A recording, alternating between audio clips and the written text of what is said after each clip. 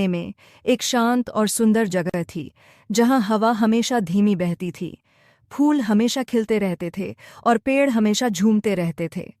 उस घाटी में कई प्रकार की चिड़ियां रहती थीं, छोटी, बड़ी, रंगीन और मधुर गाने वाली। लेकिन सबसे खास थी नीली चिड़ियों का एक झुंड, जो हमेशा साथ साथ उड़ता, साथ साथ खाता और साथ साथ गाता था। नीली चिड़ियाँ हमेशा एक अच्छे घर की तलाश में थीं। वे पेड़ों की शाखाओं पर बैठतीं, पत्तों के झुरमुट में झांकतीं, लेकिन कोई भी जगह उनके दिल को नहीं भाती थी। उन्हें एक ऐसा घर चाहिए था जो नरम हो, सुरक्षित हो, सुंदर हो और जहां वे हर सुबह सूरज की पहली किरण के साथ चहचहा सकें। एक दिन सबसे बुद्धिमान नीली चिड़ी, जिसका नाम नीलिमा था, ने बाकी चिड़ियों को बुलाया और बोली, हमें अपना घर बनाना चाहिए। ऐसा घर जो हरा हो, नरम हो, घास से बना हो और जिसमें हम सब साथ रह सकें। सभी चिड़ियां चहक उठीं। हाँ, हमें अपना घर बनाना चाहिए। तो चिड़ियों ने मिलकर काम शुरू किया। कुछ चिड़ियां आसपास की हरी घास चुनने गईं, कुछ ने तिनके इकट्ठा किए, कुछ ने पंखों से साफ सफाई की। धीरे धीरे उन्होंने हरे तिनकों और घास से एक गोल, नरम और हरा घर बनाया। घर इतना सुंदर था कि जब हवा उसमें बहती तो वह संगीत की तरह गूंजता। चिड़ियां अपने नए घर में रहने लगीं। हर सुबह वे एक साथ उठतीं, एक साथ गातीं और उड़कर खाने की तलाश में जातीं। शाम होते ही वे वापस आतीं, अपने हरे घास के घर में बैठतीं और एक दूसरे को दिन भर की बातें सुनातीं। नीलिमा हर रात चिड़ियों को कहानी सुनाती, कभी फूलों की कहानी, कभी बादलों की, कभी हवा की। चिड़ियां मंत्रमुग्ध होकर सुनतीं और फिर मीठे सपनों में खो जातीं। एक दिन घाटी में कुछ अजीब हुआ। काले बादल अचानक छा गए, तेज हवा चलने लगी और बारिश की बूंदें गिरने लगीं। चिड़ियां डर गईं। क्या हमारा घर टिक पाएगा? नीलिमा ने सबको शांत किया।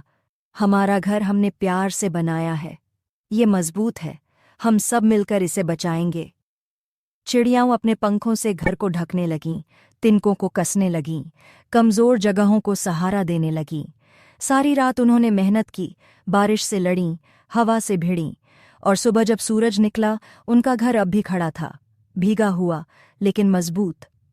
उस दिन के बाद चिड़ियां और भी ज्यादा अपने घर से जुड़ गईं।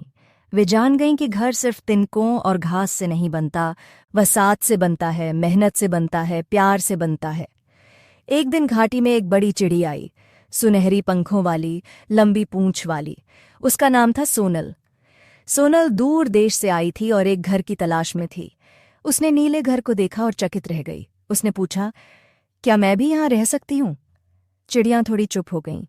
वे डरती थीं कि नई चिड़ी उनके बीच तालमेल बिगाड़ देगी, लेकिन नीलिमा मुस्कुराई और बोली, अगर तुम हमारे नियमों का पालन करोगी, साथ निभाओगी, तो यह घर तुम्हारा भी हो सकता है। सोनल ने सिर झुका दिया, मैं साथ निभाऊंगी। सोनल अब हर काम में हिस्सा लेने लगी। वह घास लाती, तिनके जोड़ती, बीज ढूंढती और कहानियां सुनाती। धीरे धीरे वह सबकी दोस्त बन गई। घर अब और भी रंगीन लगने लगा। नीला और सुनहरा मिलकर एक नया रूप बना रहे थे।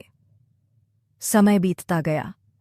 चिड़ियों की संख्या बढ़ी, घर भी बढ़ाया गया, नई शाखाओं पर, नए झरोखों के साथ।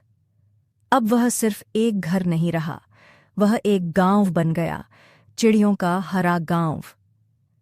गांव में अब नियम थे, साथ काम करना, किसी को अकेला न छोड़ना, हर रात मिलकर गाना गाना और हर सुबह सूरज को नमस्कार करना। बच्चे चिड़ियां अब सीखने लगीं कैसे उड़ना है, कैसे तिनका चुनना है, कैसे कहानी सुननी है। एक दिन पास के जंगल से एक उल्लू आया। वह बूढ़ा था, थका हुआ था और उसे रहने की जगह चाहिए थी। चिड़ियां सोच में पड़ गईं। उल्लू तो रात में जागता है, वह हमारे जैसे नहीं है। क्या वह यहाँ रह पाएगा? नीलिमा ने सबकी बात सुनी और बोली, हर प्राणी को घर चाहिए। अगर हम उसे अपना हिस्सा बना लें तो वह भी हमारे रंग में रंग जाएगा। उल्लू को जगह दी गई।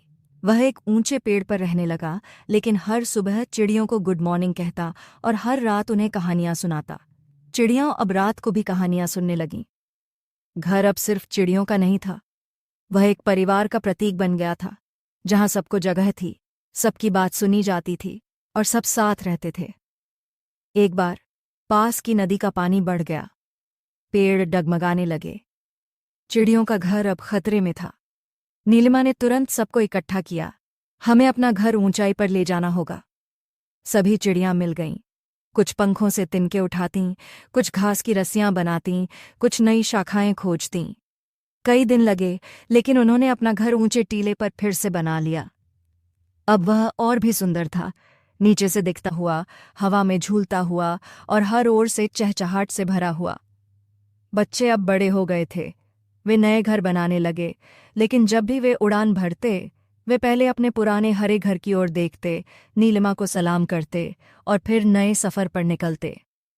नीलिमा अब बूढ़ी हो चली थी, लेकिन वह अब भी हर सुबह सबसे पहले उठती, सबसे पहले गाना गाती और सबसे पहले सूरज को नमस्कार करती। उसका दिल खुश था। उसने एक घर बनाया था, एक परिवार बनाया था, और अब वह देख रही थी कि यह परंपरा आगे बढ़ रही है। चिड़ियों का हरा घास का घर अब सिर्फ एक घर नहीं था। वह एक जीवन शैली था, एक विचार था कि जब हम साथ होते हैं तब हम कुछ भी कर सकते हैं, कि जब हम प्यार से कुछ बनाते हैं तो वह टिकता है, बढ़ता है और चमकता है। और अब भी अगर आप उस घाटी में जाएं और ध्यान से सुनें तो हवा में कहीं चिड़ियों की वह कहानी गूंजती सुनाई देगी, एकता, मेहनत और प्यार की कहानी। चिड़ियों की हरी घास का घर अब एक गीत बन गया है, जिसे हर सुबह चिड़ियां गाती हैं।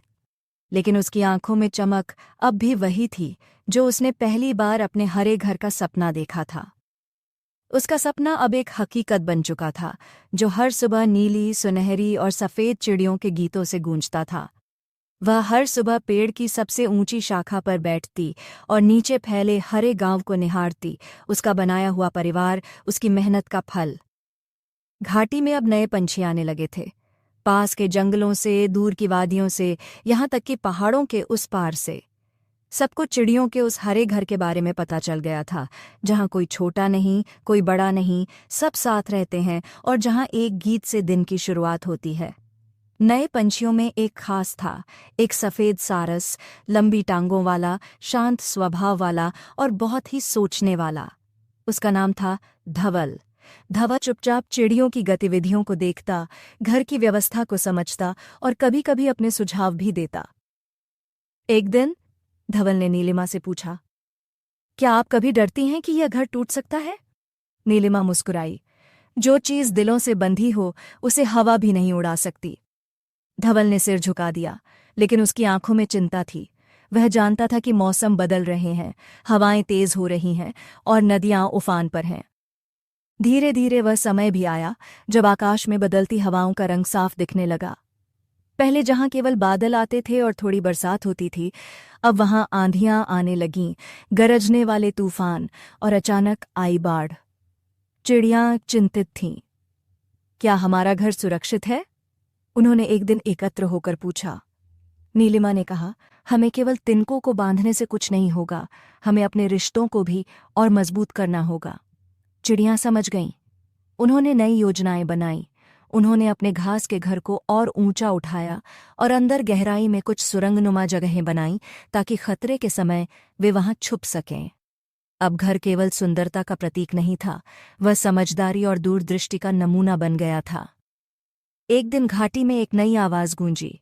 वह किसी और पक्षी की नहीं थी, वह एक इंसान की आवाज़ थी, एक बच्चा जो जंगल में भटक गया था। वह रो रहा था, ठंड में कांप रहा था। चिड़ियां उसे देख चकित रह गईं। यह तो मनुष्य है, नन्ही चिड़ियां चहचहाईं। नीलिमा ने सबको चुप कराया और बोली, मनुष्य हो या पंछी, दुख सबका एक सा होता है। उन्होंने बच्चा को देखा। उसके हाथ में एक पेड़ की छोटी सी टहनी थी और वह उसे कस कर पकड़े हुए था। शायद वह उसकी माँ की दी हुई कोई चीज़ थी। नीलिमा उड़कर उसके पास गई और अपने पंखों से उसे हल्का सा सहलाया। बाकी चिड़ियां भी धीरे धीरे पास आईं। बच्चा मुस्कुराया और धीरे धीरे उसकी आंखें बंद हो गईं। वह नींद में चला गया। चिड़ियां रात भर उसके पास रहीं। सुबह जब सूरज निकला, बच्चा उठ गया। उसने अपने आसपास चिड़ियों का वह सुंदर हरा घर देखा और चकित हो गया। धीरे धीरे बच्चा वहां का हिस्सा बन गया। वह न तो उड़ सकता था, न ही चहचहा सकता था, लेकिन वह पत्तियां इकट्ठी करता, टूटे तिनके जोड़ता, बीज बोता और फूलों को पानी देता। चिड़ियां अब उसे हरीश बुलाने लगीं, हरी घर का रक्षक। समय बीता, हरीश बड़ा हुआ। उसके बाल अब लहराते थे जैसे पेड़ों की डालियां, और उसकी आंखों में वही चमक थी जो नीलिमा की आंखों में हुआ करती थी। लेकिन उसे इंसानों की दुनिया से कोई मतलब नहीं रहा। वह केवल अपने पंछी परिवार को ही जानता था।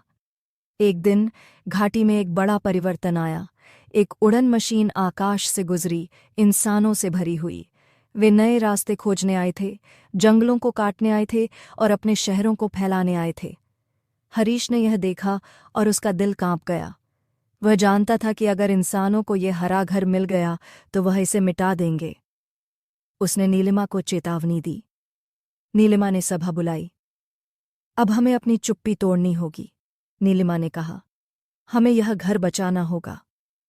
चिड़ियां अब केवल गीत नहीं गा रही थीं, वे अब रणनीति बना रही थीं। उन्होंने हरीश की मदद से पेड़ों पर ऐसे संकेत लगाए जिनसे इंसानों को लगे कि यहाँ कोई रास्ता नहीं है। उन्होंने उड़कर उन उड़न मशीनों को घेर लिया और उन्हें पीछे हटने पर मजबूर कर दिया। हरीश अब घाटी का रक्षक बन चुका था। वह दिन रात चिड़ियों के साथ योजनाएं बनाता, रास्ते छुपाता और पेड़ों की नई कतारें उगाता। फिर एक दिन नीलिमा ने सबको बुलाया और कहा, अब मेरा समय आ गया है।